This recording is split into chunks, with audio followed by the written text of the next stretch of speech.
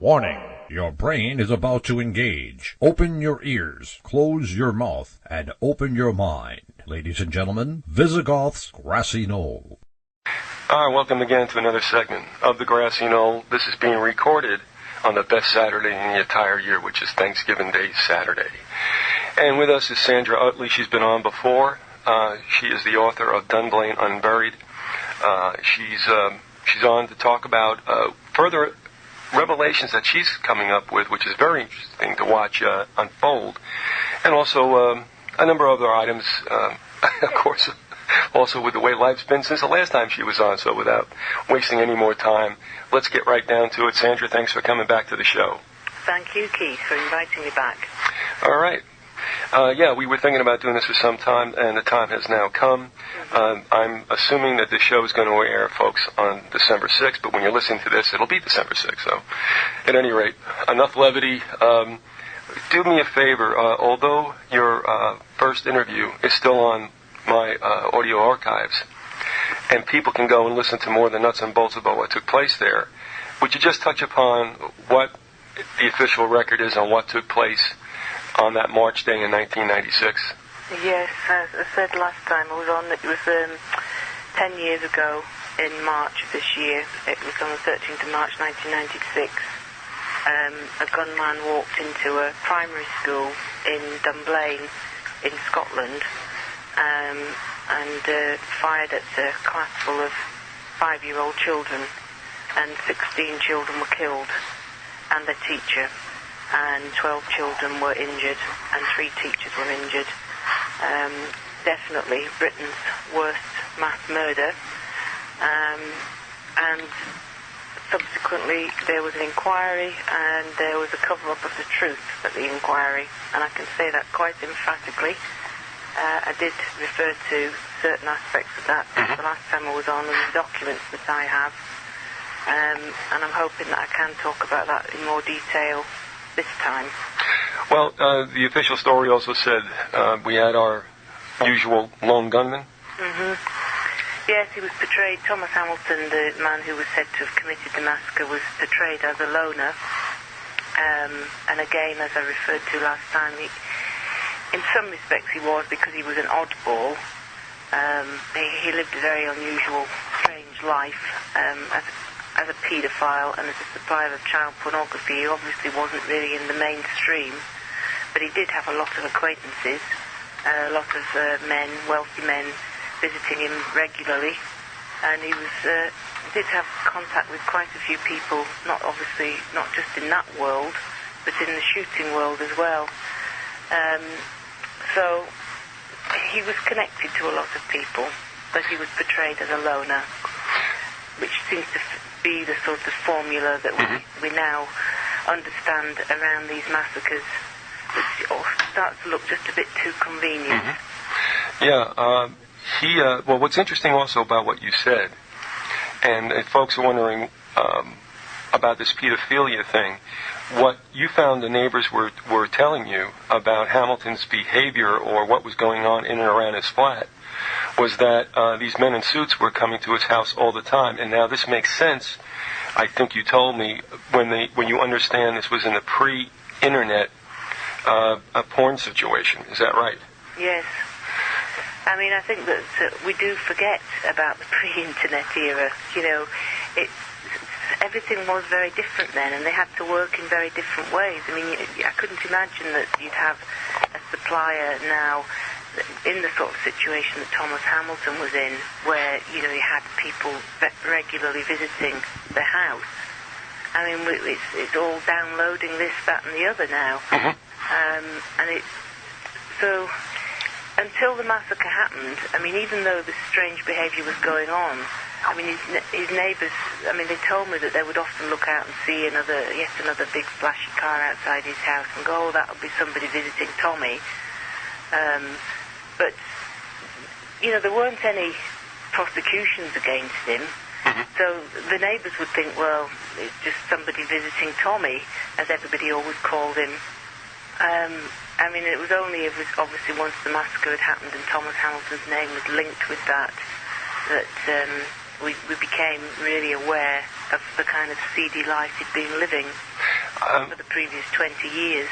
Well, I'm unaware of what things were like, obviously, in the UK with regard to classifying and keeping track as they do now here in the United States, which may not have been the case in 1996 here either, I'm not sure. But his pedophilia, was that uncovered, and was he under any kind of probation or anything like that? Right, as far back as 1974, he was ousted from the Scouts movement as a Scout leader because of suspicions that he was a homosexual paedophile, and also because of his neglectful treatment of the boys that he had in his care. So the Scout movement were aware that he wasn't he was an unsavoury character, I suppose you could put it. He wasn't to be anywhere near boys. But he somehow found people in influential positions that allowed him to continue, to start up in the first place, running his own boys' clubs, under the guise of, I think I said last time it was gymnastics, and that was very much the case for probably the last 10 years. But I think when his club started out, he offered shooting for the boys, shooting facilities, and also, football and the usual sports.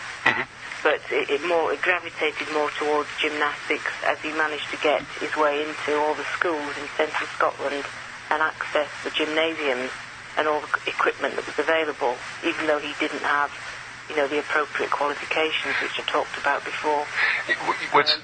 Sorry, you were saying that had there been any prosecutions? Right. There weren't any.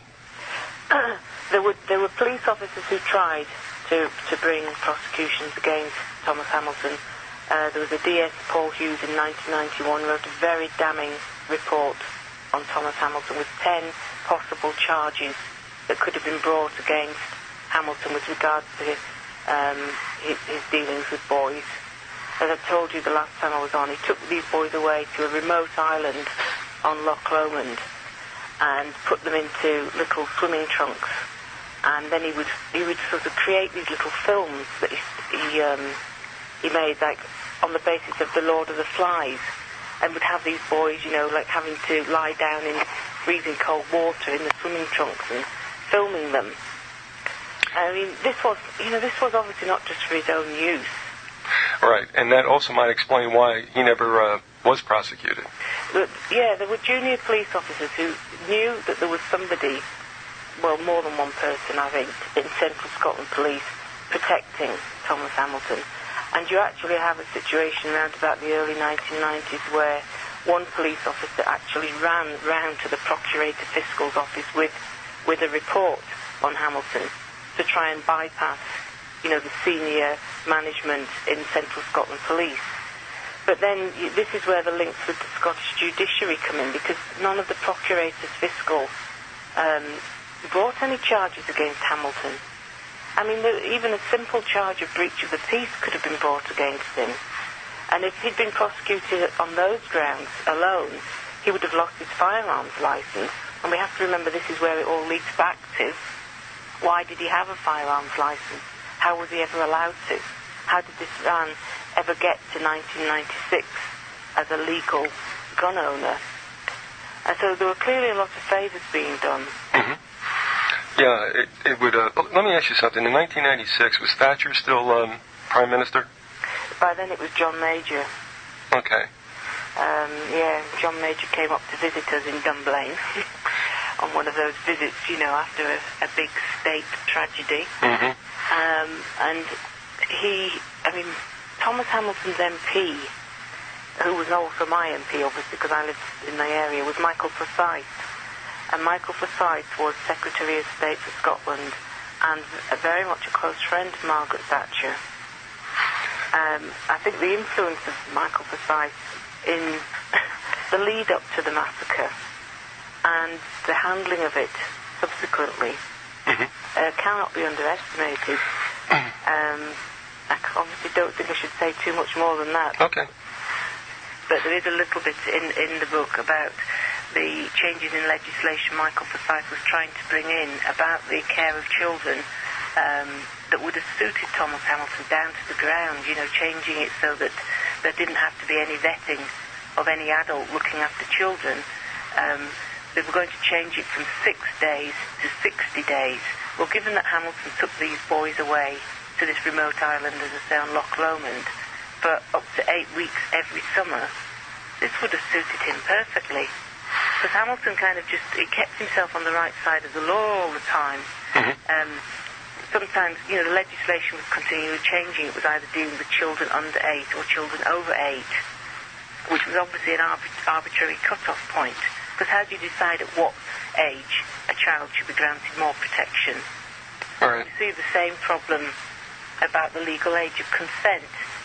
There's a police officer here in Britain that's saying that men who target children who are sort of between the ages of about 13 and 16 shouldn't be classed as paedophiles, and that the term paedophilia should just be reserved for prepubescent children.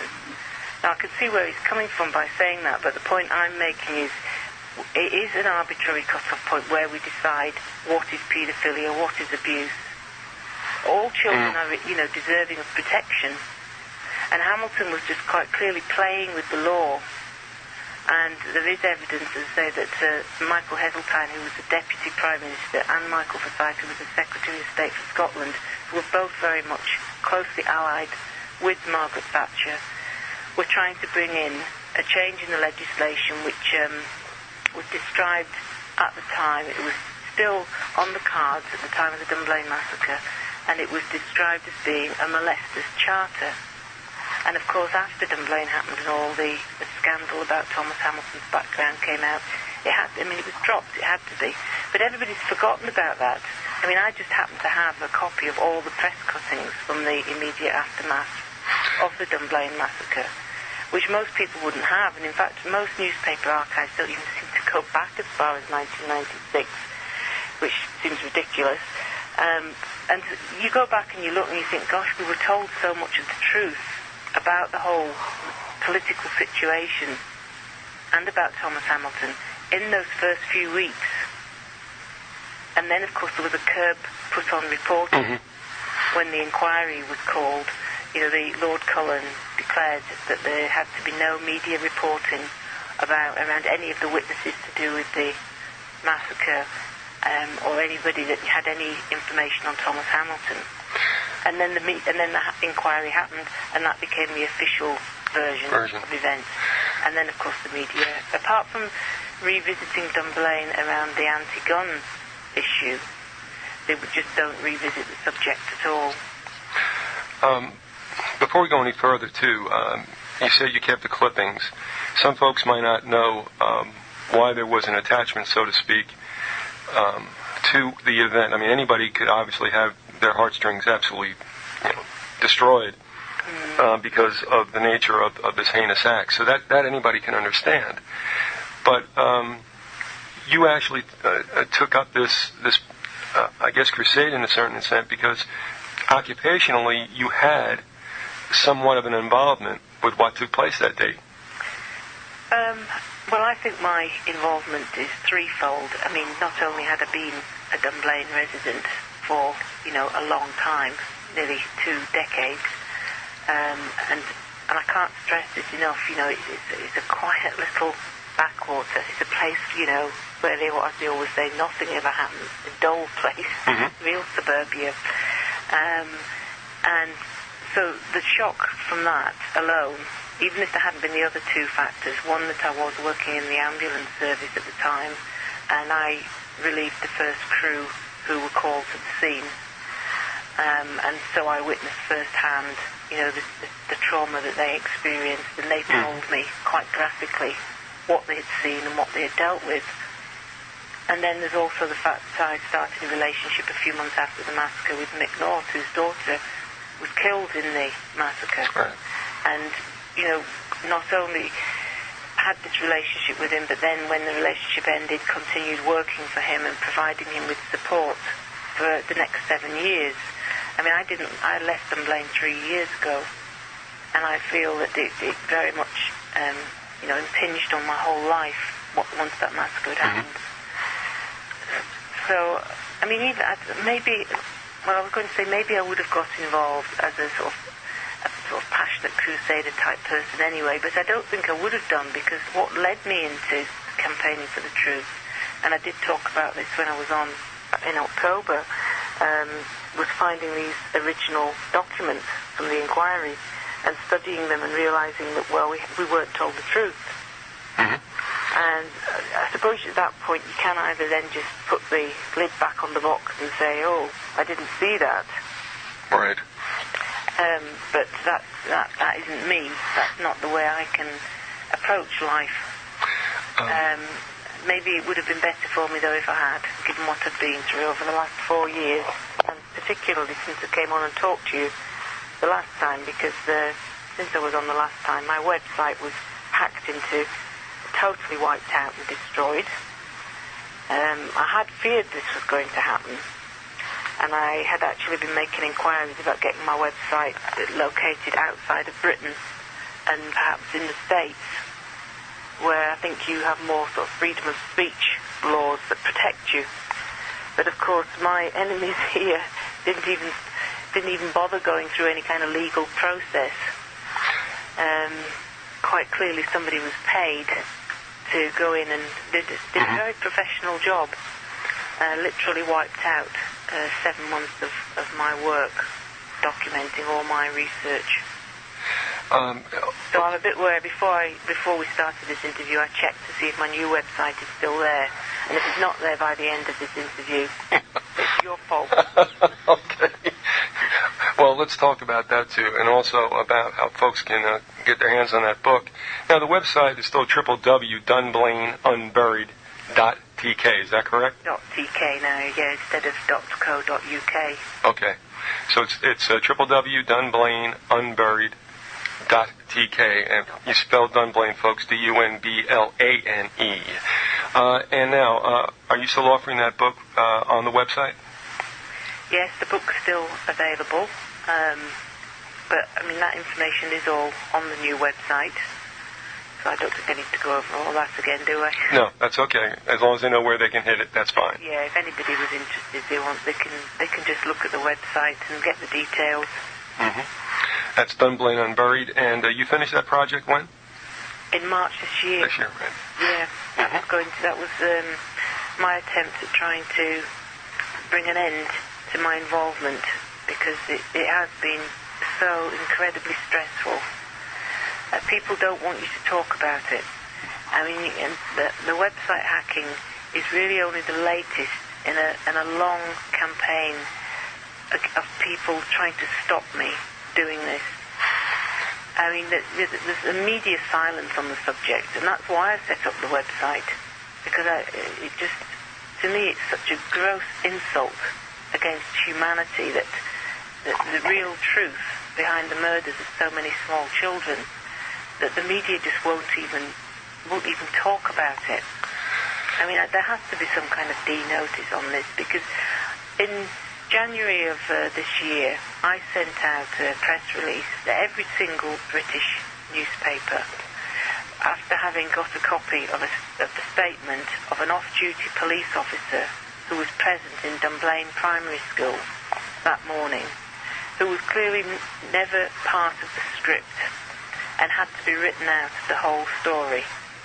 And through several years of my own private inquiries, I managed eventually to get a copy of his statement through Freedom of Information from Central Scotland Police. But they didn't hand this over willingly. I mean, they fobbed me off time and time again, with, you'll find this, 2 statements of off-duty police officers available at the National Archives of Scotland. And I said, well, I'm sure the one I particularly want isn't there. I particularly want the statement of the man who walked into the gym immediately after the massacre finished. And eventually I did get a copy of this. And fortunately for me, because I'd lived in Dunblane and I had made my own inquiries when I was still living there, I had a name in the back of my head of who this man might be. I'd been told by just a dog-walking friend who was a policeman, and I'd said to him just casually one day, my ambulance service colleagues tell me that there was an off-duty police officer present when they got there, because they were the first ambulance crew there. And my colleagues told me that they were met by this man who said he was an off-duty cop. And he just said to me, oh yes, that was Grant McCutcheon. And I just stored that name in the back of my head, you know, and I thought, well, one day this might be useful. And when I got a copy of his statement, it was quite clear to me why they'd hidden his statement, because his evidence directly contradicts the evidence given by the janitor and by the scene of crime officer, who didn't arrive at the school till 11:30 in the morning, and the incident had happened at 9:30 in the morning. Well, how do they differ? What did the janitor say he found, and what did the off-duty officer state? The off-duty police officers, it really is extremely revealing. I mean, we were told by the scene of crime officer that Hamilton had 4 holsters round his waist, and there were 4 guns. The off-duty police officer, Grant McCutcheon, said there was just 1 holster. You have to remember, he would have given his statement not aware that the scene of crime officer was going to come in and say something different. So he told what he saw. And it's actually a very detailed statement. I mean, it's about 14, 15 pages long. I mean, because he gives so much detail about everybody he passed. While he was in the school dropping off his child at nursery. As I say, he was on a day off from his work as a police officer. And he gives so much detail of everybody he passed as he was running to the gym that you can't really doubt him. And actually, I'd since spoken to the man, so I don't doubt him at all. But he said, yes, there was 1 holster, there was only 2 guns, and both the guns were pistols. There was no revolver present on the scene. And yet we were told that Hamilton killed himself with a Smith & Wesson revolver. So you start to understand why they had to spirit this statement away. And the existence of this off-duty police officer was just completely airbrushed out. Because he also said that Hamilton was wearing a black boiler suit. And in the final report that's written by Lord Cullen, by then Thomas Hamilton's wearing black corduroy trousers. And even the professor who did the post-mortem on Thomas Hamilton admitted that Hamilton had been partially unclothed at the locus, which shouldn't have happened. Now, a boiler suit is a jumpsuit, is that right? Yeah. Okay, 1 piece? Okay. Yeah, I suppose the sort of thing that you would, if you were going on some kind of SAS mission or something. I mean, it's strange that he was wearing a boiler suit. Okay. But it's even more strange that his clothing was changed. And also, when the off-duty police officer walked in, I mean, I did refer the last time I was on to there being the evidence of a student teacher who said he saw Hamilton kill himself. But this student teacher, David Scott, he was called, was said to have been in an art class looking down into the gym when he saw Hamilton commit suicide. And I think I did say when I was on last that his evidence is very ambiguous.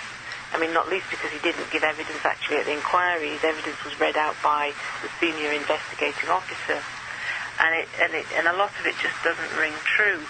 And when I wrote to Grant McCutcheon, I found out there was 1 Grant McCutcheon in Scotland. And after I'd got a copy of the statement of this off-duty police officer, and I say his name wasn't in the statement, it had been redacted out. So I just wrote to him saying, you know, I just wonder if you are the police officer that was present in the gym. And I couldn't believe it when he actually phoned me up a few days later, which was just in the beginning of this year. And we went over a lot of things he'd said in his statement, and I asked him, were you surprised then that you weren't called to give evidence at the inquiry? And he said, well, yes. But he said, I assumed that my evidence was just somebody else was giving similar evidence. He was actually only a probationer. He was just finished his first probation year. But when I said, well, are you absolutely emphatic now, even after 10 years, that you definitely did not see a revolver present on the scene? He said, absolutely. He said, I'm ex-RAF. He said, we had firearms training. He said, I know the difference between a pistol and a revolver. So you start to understand why we were never meant to know about this man. And we would have never have known about this man. I mean, as I say, it was my ambulance colleague, Alison Irvin. She told me we were met at the school by this man who said he was an off-duty police officer. And I would say for a good 3 years, I probably actually thought this man might have been the assassin, the one who killed Thomas Hamilton. Having now spoken to the man, of course, realised his part in it was completely different. As in, he walked into a situation he wasn't meant to have walked into. And I think I lost the sort of thread there a bit. But when he was speaking to me, he said that David Scott, student teacher, who was in this art class when he saw Hamilton commit suicide, apparently David Scott was in the gym.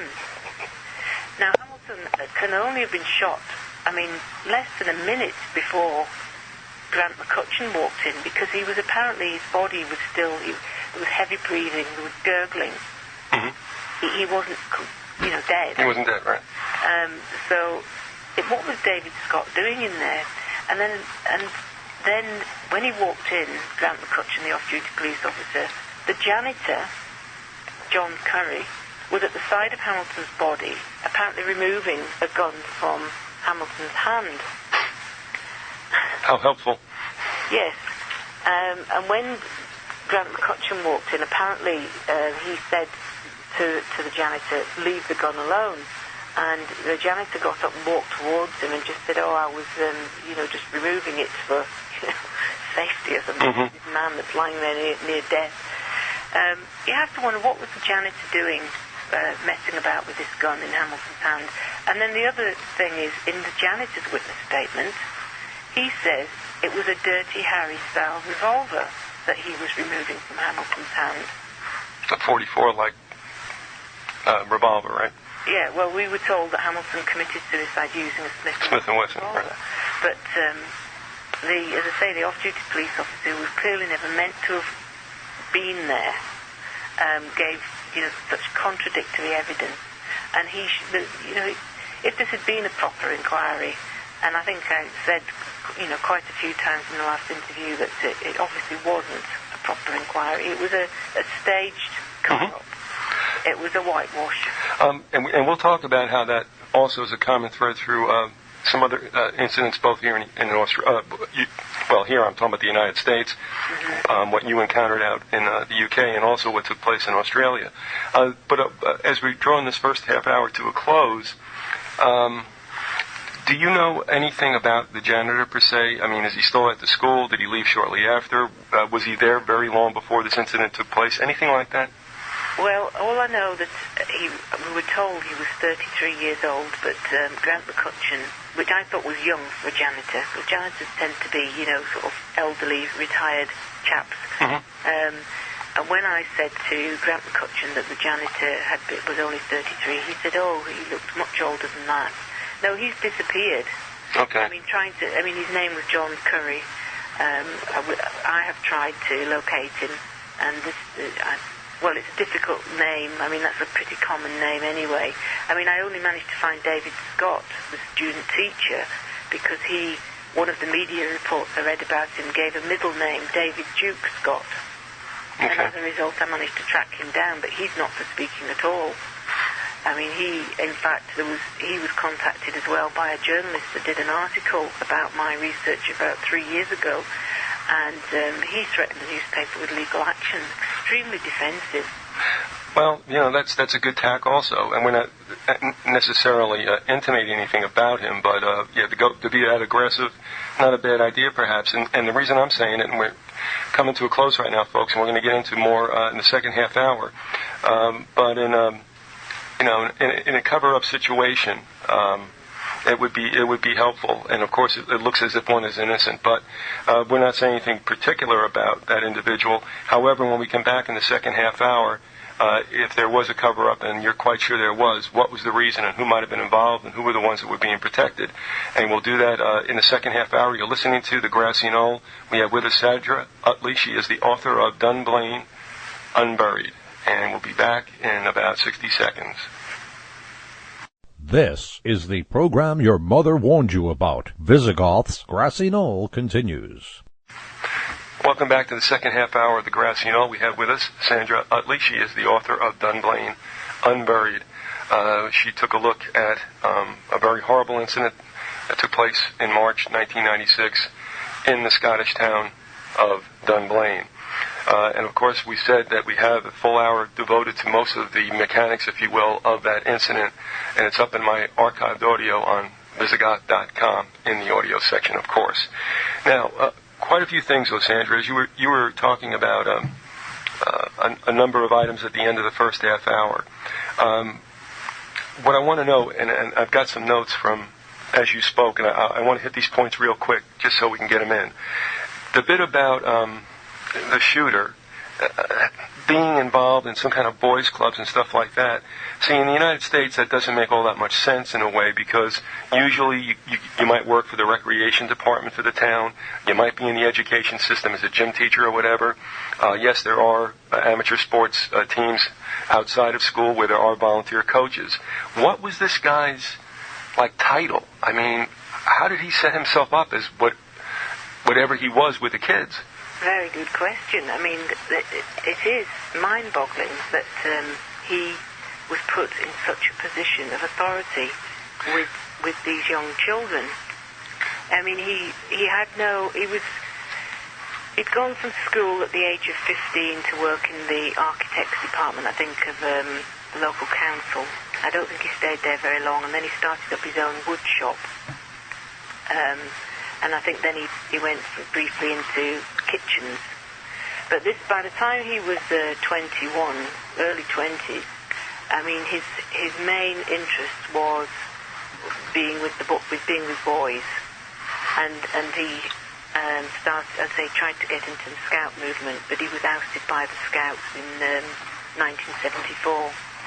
And then how this happened, how he managed to get to run clubs in school gymnasiums in so many schools throughout central Scotland is just incredible.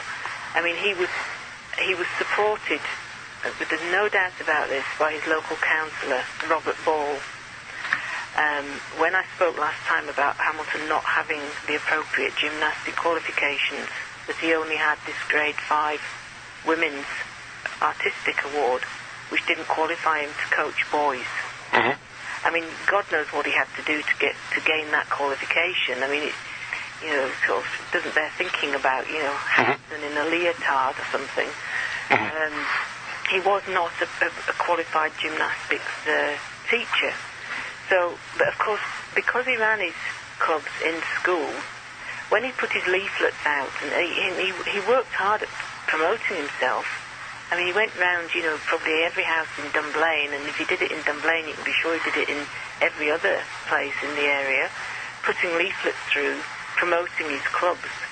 And he would often put the names of people who he obviously considered supported him on these letters, and that included his MP, Michael Forsyth, and his local councillor, Robert Ball, and the police inspector, Michael Mill. Whether he was taking liberties, I mean, in some respects you could just put it down to that he was taking liberties, but something must have given him the idea that he was supported, because to continually get these lets of these school gyms right up until the very end, March 1996, somebody was pulling strings for him, and because he just was totally not the sort of person who should have been doing this. As you say, when we hear about an exposure of a paedophile now, as you say, they're often found to be a care worker, or they've been in some kind of position where they've got access to children. But he was completely outside the mainstream. Now, you had mentioned, I believe, the last time out, that he had been in that gymnasium because of this pursuit of his. Do you know that his presence there would not have raised a flag because he might have been somewhat familiar looking or known to the personnel at the school? Well, we don't even know how the gunman entered the school or which entrance he went through. All right. I mean, the story we're told is that nobody did see the gunman enter the school. All right, so Hamilton wasn't identified. Nobody eyeballed him. It was after the fact that it was discovered. It was he that was...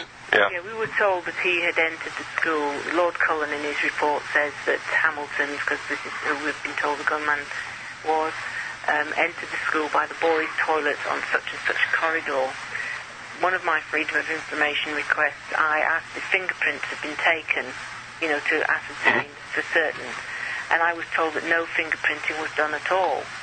Well, how did Lord Cullen know for certain then that Hamilton entered the school through this door with the boys' toilets? Because in the media reports in the first few days, we were actually told lots of different stories. That he had been apprehended, that he'd started firing in the playground before he went into the school, and that he went in the main entrance. I mean, I'm sure in the confusion in the first few days, there would have been some false reporting. Journalists would have been grabbing onto whatever they could get. But I've not read anything that tells us definitely that the gunman or Thomas Hamilton was seen entering the school or was identified by anybody before arriving at that gymnasium. Well, let's say this too, and again, all of this is in Sandra's book, Dunblane, Unburied. I want to get this straight. As far as politicians having a proclivity towards tawdry conduct, mainly because they think they're above the law, and oftentimes they're right, we could see a situation here where there was some kind of obviously salacious connection between the shooter, and I keep forgetting his name. It's Thomas. It's Hamilton. I want to say Hutchinson. Okay, between Hamilton and perhaps men in suits and such.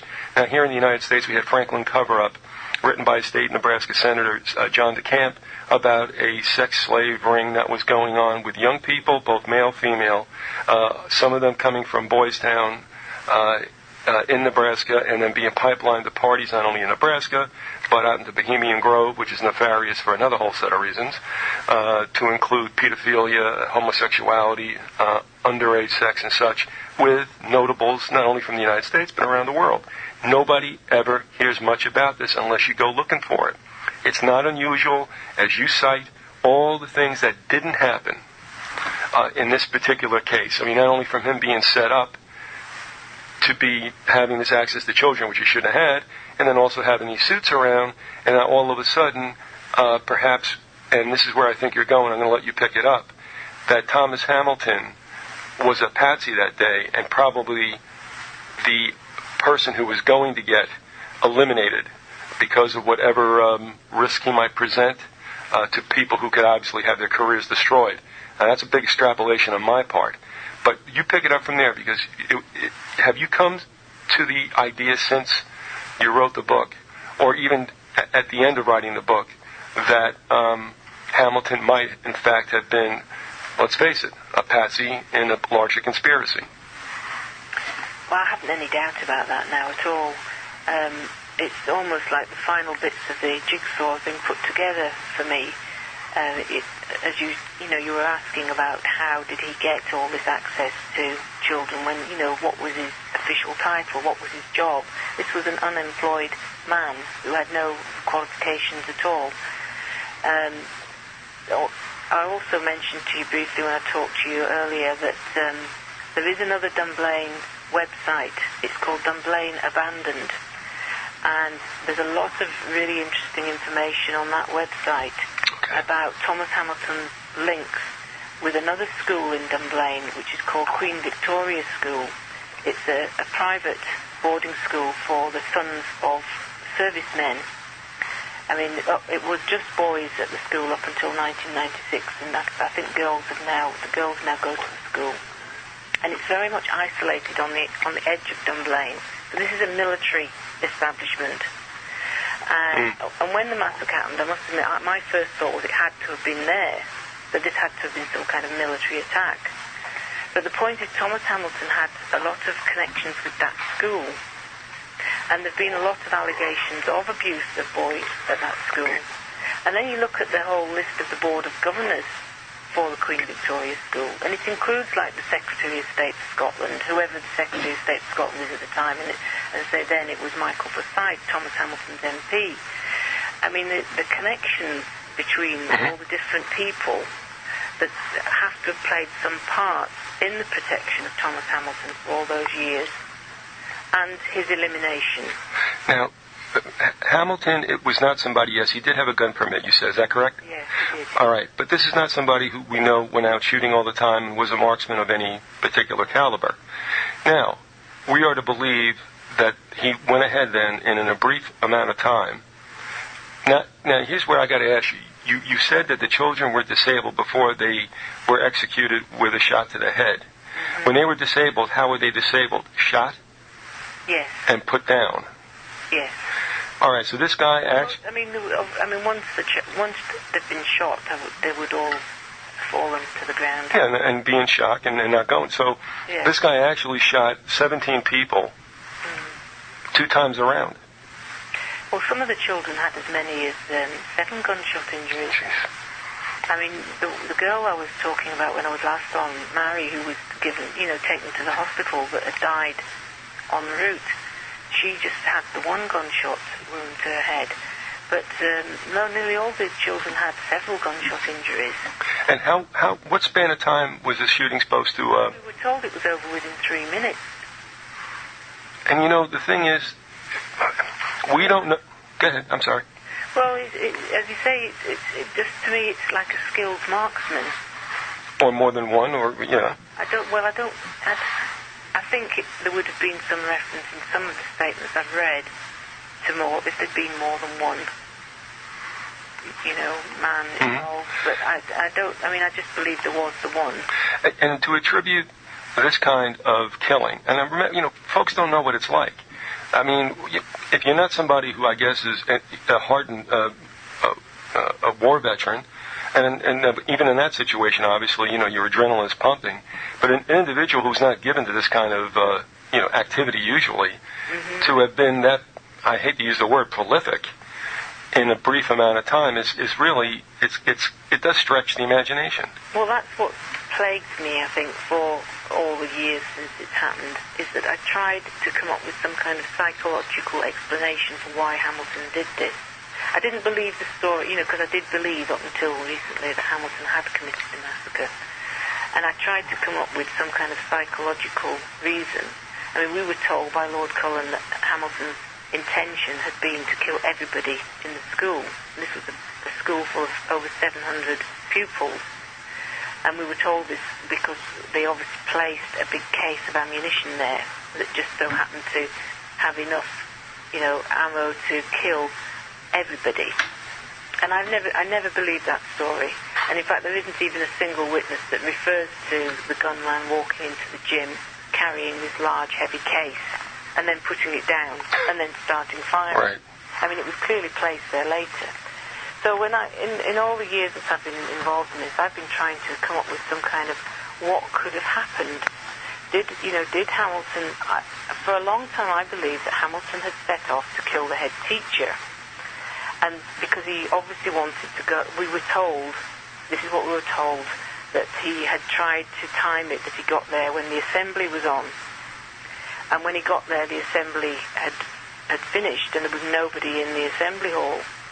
And all I could put down to what happened then was that maybe Hamilton was looking to exit the school and knew that there was a fire exit off the gym. And then, of course, when he got to the gym, there was his class in there. And I thought, well, maybe it was rage or panic that caused this massacre to happen. Because I was trying to, I've just tried so hard to work it out. I think that's one thing that has kept me going on searching for explanations. And I would welcome anybody else, putting forward their theories about all the lies we were told about the sequence of events on the morning. But nobody else, all people want to do is try to just discredit me, even though I will only talk about hard, factual evidence. They just seem to want to discredit my theories. And I admit that they're theories. When I was on the last time, I spoke about how I thought that the reason why they'd altered all the CCTV times was because I believed that Hamilton was maybe meeting with somebody. And that explains the detour as well, that he didn't set off directly to Dunblane. And, since I was on the last show, somebody came onto my website and just wanted to try and destroy everything I'd said on the last interview. But it was like saying, well, you can't possibly come up with this theory. Well, actually, I'm allowed to come up with theories. If we were not told the truth, if times were altered, if the direction that the van was seen leaving the roundabout was altered, then I'm sorry, but as a researcher into this, I can come up with a theory. And if anybody else wants to come up with an alternative theory, good, fine. But nobody does. They just say, some of the stuff that some of these guys that come onto my website, maybe he went to buy a newspaper. Well, if Hamilton had set off 45 minutes earlier, just to go and buy a newspaper, I think the police would have found that out in their investigation. So I haven't had anybody come up with any sort of strong arguments against that hard factual evidence that I put forward. Because they know they can't. Because once I've made it quite clear, I stated quite clearly when I was on last time where I got these documents. So their authenticity cannot be doubted. If I was somebody that was just going by hearsay or newspaper reports, I could see, there would be grounds for doubt. Well, there's one other thing you touched upon. Well, actually, you didn't touch upon it. You talked about it to a certain depth last time around. I'll ask you to touch upon it again, and that is what I found curious was you said the location of several bullets at the base of the gym wall. That was the wall that the entrance doors were that were in. Yes, the parents of a girl who was in the gym, Victoria Porteous, who was uninjured. She didn't receive any gunshot injury. There were only 3 girls that survived the attack on that class. 2 girls were really quite critically injured, and they're both disabled. But Victoria Porteous lay down and, pretended to be dead. Remarkable survival instincts in a child that age, and obviously observed an awful lot of what was going on. And I got a copy of her parents' statement that they had given to their solicitor in preparation for the Dunblane inquiry. And they said that they'd noticed that in every wall of the gym there were a lot of bullet holes. But in this particular wall where Hamilton's body was found, there were just 2 bullet holes, 6 inches from the ground and 2 inches apart. And actually, I've now got the scene of crime diagrams, and that is confirmed. These 2 bullet holes are there. And I made a Freedom of Information request. Gosh, I never give up, do I? Asking, for clarification of the bullets. Why is that a suspicious thing? Because we were told by the scene of crime officer that the bullet that exited Hamilton's head came out of the top of his head. But the pathologist who did the post-mortem said the bullet exited from behind his left ear. If Hamilton too was disabled, like the children were, and was, then the final shots were administered while he was on the ground, then if there was an exit wound from the top of his head and an exit wound from behind his left ear, it would fit with the parents obviously had some kind of suspicion about this, but they voiced it in their statement. And it would fit with these, the 2 inches apart. If you think of a skull, that's what arouses my suspicion. And in the context of everything else the parents said in their statement, that the person who fired at Hamilton, and the name Hamilton's left in, I said this the last time I was on, that's probably the one that should have been blanked out. Because they said someone fired into the bottom end of the gym where Hamilton entered the gym. And as I also said the last time, so much of the statements that these parents made have been blanked out. All right. So it is hard to make sense of, but it's been blanked out for a reason. They haven't just put a felt tip pen through names, but they've clearly left that one. And I must admit, for a long time I couldn't work out what this meant. He fired into the bottom end of the gym where Hamilton entered the gym. But then if you have finally formed the opinion that Hamilton was a patsy, that he was set up that day and he was always going to take the blame for the massacre, well, it all starts to piece together. And you go back and you read over things and you think, oh my goodness, this was staring me in the face all along. But it just hadn't simply occurred to me, because right at the outset I did consider MI5 involvement in Dunblane, because there was such a blanket ban on coverage of those of us who were trying to, expose the truth.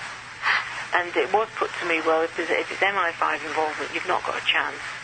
And then I actually removed that thought from my head, and I thought, no, this is not a government-orchestrated massacre. This is something that's gone very wrong in central Scotland. It's allowed Thomas Hamilton to get into this situation, that he walked into that school. But I've gone full circle, because now I strongly believe there's MI5 involvement, and that this was a government-orchestrated massacre, and that Thomas Hamilton was selected as a patsy probably a good couple of years beforehand. Yeah, and I get. All right, let me state this then. Is this plausible? That obviously he was involved in a very tawdry enterprise that might have involved politicians or men in suits. We'll just say that, and that they gave or a rationale was given for why he would pop up at Dunblane if he has his axe to grind with somebody who works there. And then you have somebody, obviously, that is there to take him out. And I hate to say it, but then it's a horrible word, the collateral damage to children was just to make it look like a heinous act of a madman. Would that be correct? Well, no, I think that it was part of an effort to change gun laws in Britain. The gun control movement have to be involved in this in some way. But ordinary individual murders of people, through the use of guns, doesn't create outrage against guns. The majority of ordinary murders are probably domestic, women being killed by their partner, ex-partner. Now that doesn't bring the government to, a realization that guns are unsafe and that we should ban them. There needed to be some kind of outrage. And I know this is where it does seem to be stretching things, and people now maybe don't even want to listen to what I have to say anymore, and don't believe this is possible. But given even the resistance to the changing gun laws, even after a massacre of so many children, you can see that they couldn't have just brought legislation in. There would have always been resistance. So there had to have been a political lobby group behind this. And what convinces me more and more, you've had people on talking about Columbine, talking about Port Arthur, and these quite clearly were staged massacres too. So if you've got these are the three big massacres, and if they've all been staged, and there's so much evidence now, you've had people on that have studied so much material in depth about the Australian massacre and the Columbine massacre, and I don't doubt what they're saying. And none of us knew each other. We didn't all sort of just suddenly, conspire together and say, oh, well, let's come up with this theory that these big massacres are actually orchestrated and planned for a reason. It's hard to understand why the two boys were selected as the patsies at Columbine. Thomas Hamilton, there was a lot of people wanted rid of him. He had a lot of dirt on a lot of people. Martin Bryant with the Port Arthur massacre, you can see perhaps he was selected because apparently, very low IQ, easily manipulated. So if we've all, I mean, if it hadn't been for the internet, I wouldn't have ever known anything about the background research going on about Port Arthur or about Columbine, and we would have all been isolated. So, and I'm not saying I'm in contact with all these other people. I've just been listening to your, radio programs, and I am just struck by how much manipulation has gone on to bring these massacres about, and then to cover up the truth afterwards. Well, there has to be a political lobby group involved in this. The thing about gun control, the gun grabbers, I don't know why it doesn't penetrate them, or it does and they want to refuse to believe it, or they know it's a weak link in their argument.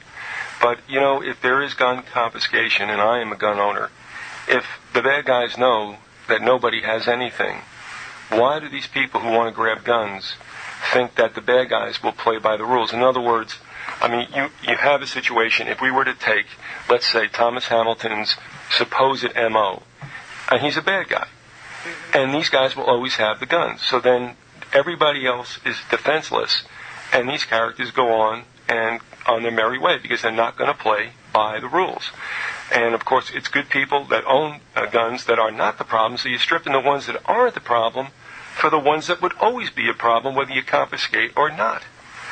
Now, in Columbine, there might have been a bunch of other things going on there.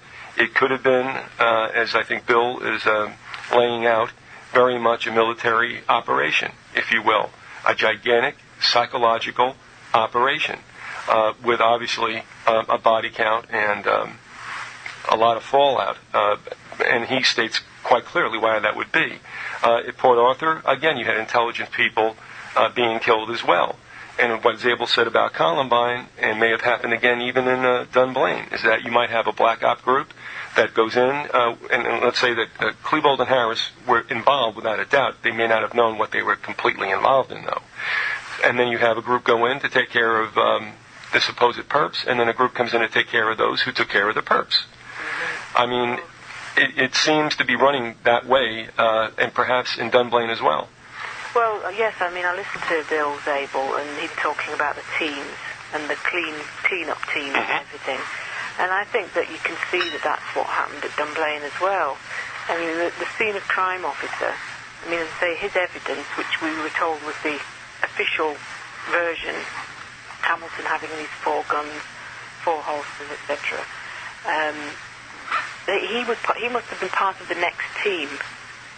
I mean, I hadn't really got that sort of terminology in my head. I mean, I knew that, they obviously moved the responsibility on to different people at different levels of the post-massacre business. And, as I say, that's why I think we were never, ever meant to know about the presence of this off-duty police officer. He was not part of the script. That's right. I mean, the shock that these people must have had when he walked in and then gave, as I say, such a detailed, graphic witness statement. I say, I've got it, and it's 14, 15 pages long. I mean, it completely exposes that we weren't told the truth. Well, when was the last time you spoke to him? He phoned me on January the 2nd of this year. I'd written to him on the 28th of December at the end of last year. I don't like Christmas, just like yourself, and I was busy sort of thinking, what can I do next on the campaign? And I wrote this letter to Grant McCutcheon, and he phoned me. I just couldn't believe it. I was gobsmacked, actually. And he was quite happy for me to go public with the fact that I'd found him, and that he was quite happy to speak out and to stick by the statement he'd made 10 years ago. So I did go public with it. I put a statement out to the whole press, but I say they just completely ignored it. I mean, to me, this was the most sensational story. Right. And a witness that we'd never, ever even heard about. By the way, is he still in law enforcement? He moved from Central Scotland Police up to the north of Scotland the year after the massacre. So he's very much sort of... I'm sure that's why he phoned me. If he'd still been in Central Scotland, I don't think he would have done. He wouldn't have been allowed to. Well, if he's still in law enforcement, I'm surprised somebody didn't, quote, talk to him. I think he has been talked to now. Okay. As I say, my book came out in March, and I sent him a copy. and I thanked him for having contacted me and confirmed, so many details for me. But he's gone very quiet now. We're going to have to hold it there. We're up with our second half hour. We've had with us Sandra Uttley. She's written Dunblane Unburied, and there's more that's being, if you will, unearthed with the weeks and months that go by. Sandra, stay right there for a second, if you will, folks. This has been the Grassy Knoll. We thank you for listening, and we'll see you tomorrow. This program is produced by Visigoth Incorporated. Any rebroadcast or use of this program without the express consent of Visigoth Incorporated is strictly encouraged.